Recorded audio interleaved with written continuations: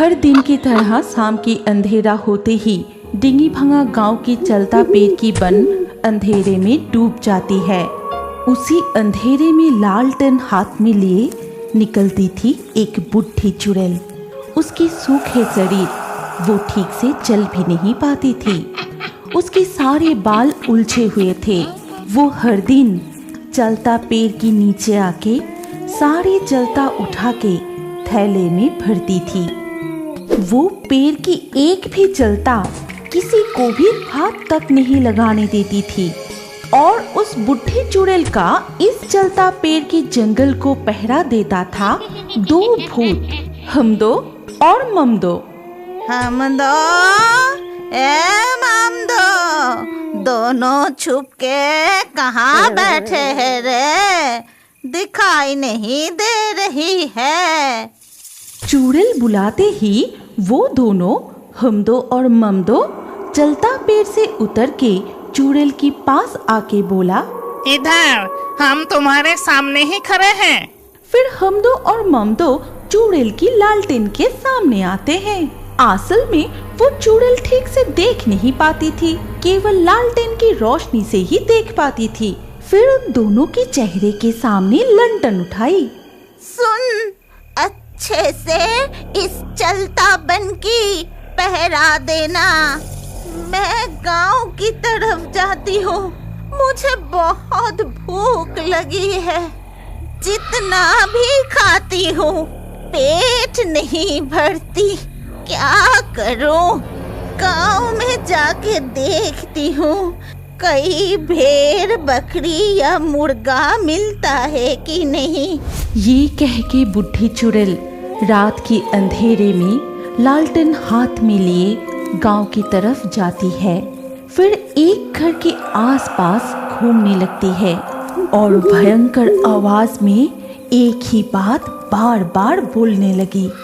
भूख लगी है, मुझे भूख लगी है। सामने जो कुछ मिलेगा वही टुकड़ा टुकड़ा करके खाऊंगी।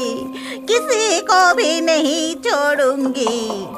उसी वक्त नए दुल्हा दुल्हन उस घर के अंदर बैठ के बातें कर रहे थे। भाग्यवान, घर पे इतनी सारी गहने पहनना सुरक्षित नहीं है। गांव में बहुत सारे चोर डाकू है, इसीलिए हमें सावधान रहना चाहिए। कल सुबह होते ही तुम सारे गहने सावधानी से अलमारी में रख देना। हाँ जी हाँ, तुम्हें चिंता करने की कोई जरूरत नहीं।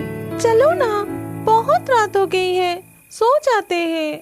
ठीक उसी वक्त उन दोनों को बाहर से एक आवाज सुनाई देती है। बाहर से कुछ आवाज आ रही है। मुझे लगता है बाहर कोई चोर आया है। तुम यहीं बैठी रहो, मैं बाहर जाके देखता हूँ। अगर एक बार हाथ लग जाए तो बहुत मार मारूंगा। ये कहकर वो हाथ में डंडा लेकर बाहर की तरफ चला गया। सुनो, अजी सुनो ना, अकेले मत जाओ, मेरी बात सुनो, सुनो ना। कौन है? कौन चोरी करने आया है? हिम्मत है तो सामने आओ। फिर वो इधर उधर देखते ही देखा कि कोई घर के आंगन में हाथ में ललटेन लिए खड़ा है। वो बहुत गुस्से से उसकी तरफ आगे बढ़ा। तभी बुढ़ी चुड़ैल उसके चेहरे के सामने ललटेन उठाई और चुड़ैल की तरफ देखते ही वो बहुत डर जाता है, डर से कांपने लगता है। वो बुढ़ी चुड़ैल की आंखों से अपने नजरें हटा नहीं पा रहा था। बहुत बहुत कोशिशों के बाद भी उसके गले से आवाज नहीं निकला। वो चिल्ला के किसी को भी नहीं बुला सका।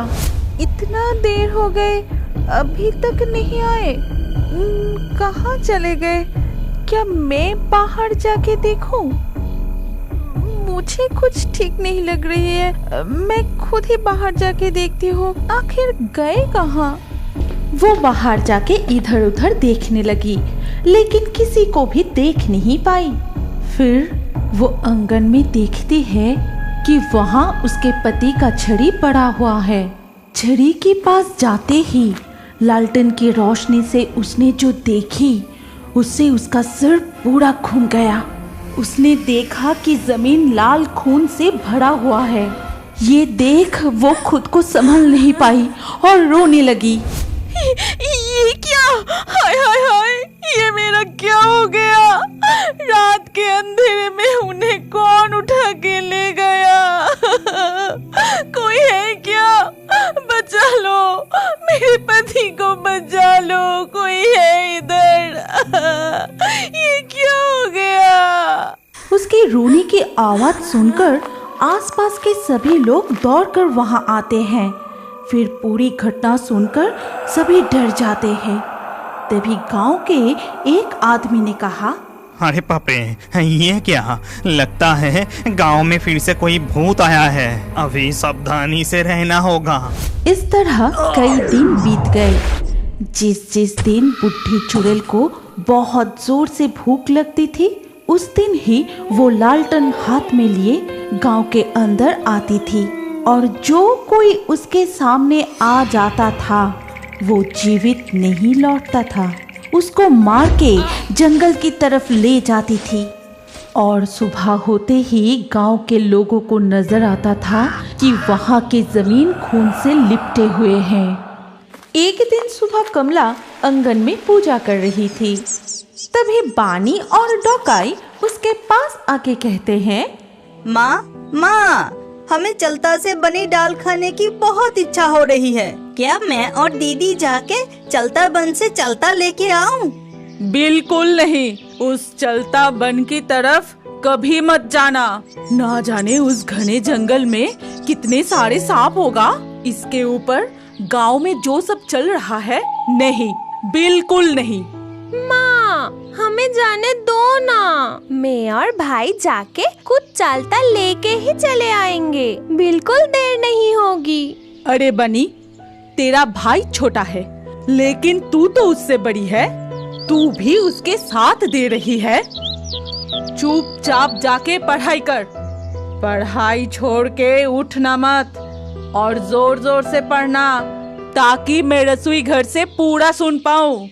ये कह के कमला वहाँ से चली जाती है। तभी बानी डॉकाई से कहती है, अब क्या होगा? माँ तो हमें जाने ही नहीं दे रही है, लेकिन चलता से बने खट्टे दाल खाने की बहुत इच्छा हो रही है। तू चिंता मत कर दीदी, दोपहर को जब माँ सोएगी हम दोनों छुपके से भाग जाएंगे और शाम होने से पहले ही हम चलता लेके घर आ जाएंगे। बस इतना ही तो करना है, माँ को ये पता नहीं चलेगा और डांट भी नहीं पड़ेगा। फिर वो दोनों मिलके छुपते छुपाते घर से निकलकर चलता की वन में चले जाते हैं। उधर जाके जंगल इतने घने हैं देख के बानी और डॉकाई को डर लगने लगते हैं।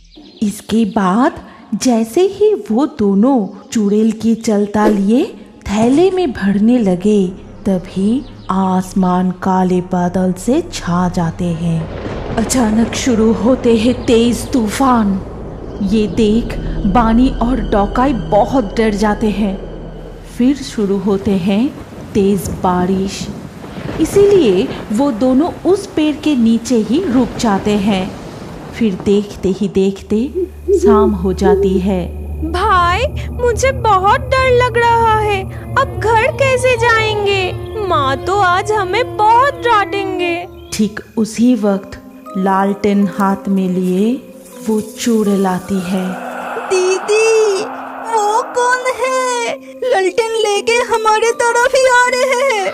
यही वो चुड़ैल तो नहीं है जो गांव में आके सभी को उठा के ले जा रहा है? फिर लालटेन चुड़ैल उन दोनों की सामने आके कहती है कि कौन है इधर? किसकी इतनी बड़ी हिम्मत? मेरी चलता बन में घुस के चलता उठा रहा है? सामने आ, आज तुझे मार के खून पीऊंगी।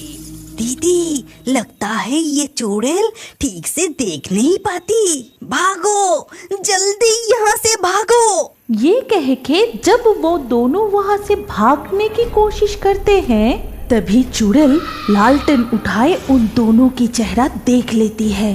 बानी और डॉकाई भी चुड़ैल की तरफ देख के बहुत डर जाते हैं और वो दोनों वहाँ से भाग नहीं पाई। अरे तुम दोनों तो बहुत छोटे हो। तुम दोनों की इतना साहस कि अकेले इस घने जंगल में चलता लेने आए हो। तुम्हें पता है ये चलता पेड़ मेरी है, ये लंदन चुड़ैल की। लंदन की रोशनी से एक बार जो तुम दोनों को देख ली, अब तुम्हारे मंसर हड्डी चबा चबा के खाऊंगी। हम दोनों को छोड़ दो, हमें मत मारो। तुम्हें जरा सा भी दया नहीं आती है क्या? हम जैसे दो छोटे छोटे बच्चे को इस तरह से मारना चाहती हो? हमने तुम्हारा क्या बिगाड़ा? जब तुम जिंदा थे तब क्या तुम्हारे कोई बच्चे नहीं थे कि इस तरह हमें मारना चाहती हो? डॉकाई के मुंह से ऐसी बात सुन के लालटेन चुड़ैल जोर जोर से रोने लगी और कहने लगी,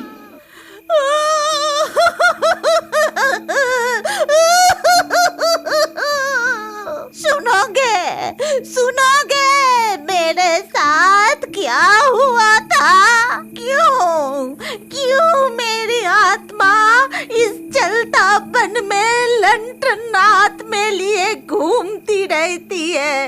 तो ध्यान से सुनो मेरी कहानी। हमारी कहानी यहीं पर समाप्त होती है। अगर आपको ये कहानी अच्छी लगी हो तो इस वीडियो को लाइक करें और अभी और एक नए मजेदार कार्टून देखने के लिए स्क्रीन के ऊपर इस वीडियो को क्लिक कीजिए और हमारे इस चैनल को जल्दी से सब्सक्राइब कर लीजिए।